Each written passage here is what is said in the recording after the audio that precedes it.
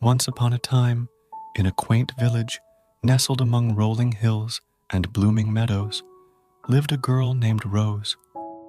Rose was a sweet and creative soul with a passion for making dresses. She had a special talent for sewing, and her imagination knew no bounds when it came to designing beautiful garments. Every day, Rose would sneak away to her little attic room where she had set up her sewing corner. There, surrounded by colorful fabrics and twinkling fairy lights, she would spend hours crafting dresses fit for princesses and fairies. Each stitch was made with love, and each creation was more exquisite than the last. But Rose's happiness was overshadowed by her cruel stepmother, Agatha. Agatha was a stern woman who had little patience for Rose's dreams. She would scold Rose for spending too much time on her sewing, and often made her do all the household chores, while her own daughters, Primrose and Dahlia, lounged around.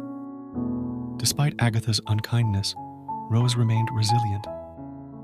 She found solace in her sewing, pouring her heart and soul into every stitch. Her dresses became more than just fabric and thread. They were her escape from the harsh reality of her home life. One day, as Rose was wandering through the forest, gathering wildflowers for inspiration, she stumbled upon a hidden glen.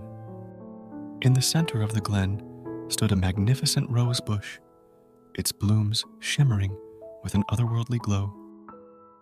Mesmerized by the beauty before her, Rose reached out to touch the nearest flower.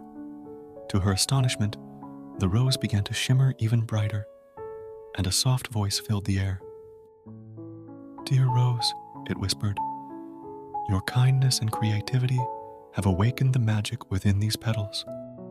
As a reward, I shall grant you 3 wishes." Rose could hardly believe her ears. With a grateful heart, she wished for a sewing machine that could work wonders, a wardrobe filled with the finest fabrics, and most importantly, a chance to showcase her designs at the royal ball. True to the Rose's word, Rose's wishes were granted. She returned home to find a gleaming sewing machine waiting for her, along with bolts of silk, satin, and velvet. With newfound determination, Rose set to work, creating her most magnificent dresses yet.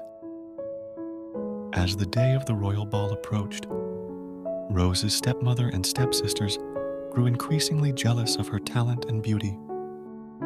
They tried to sabotage her efforts, tearing seams and spilling ink on her designs. But Rose remained undeterred, stitching and repairing her dresses with a steady hand. Finally, the night of the ball arrived. With butterflies in her stomach and her heart pounding with excitement, Rose donned her most exquisite creation, a gown adorned with shimmering petals and sparkling jewels. As she stepped into the grand ballroom, all eyes turned to her, and whispers of admiration filled the air. The king and queen were captivated by Rose's beauty and talent. They invited her to dance, and as she twirled across the dance floor, her dress seemed to come alive with magic. Everyone watched in awe as Rose's designs enchanted the room, filling it with color and light. In that moment, Rose realized that true magic wasn't found in wishes or enchantments, but in the love and passion she poured into her creations. She had overcome adversity and found her happily ever after, all thanks to her unwavering belief in herself and her dreams.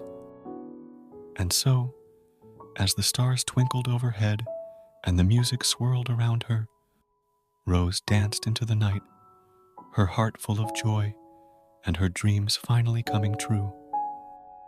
And in the garden of time, where dreams blossom and wishes come true, Rose's story would be told for generations to come.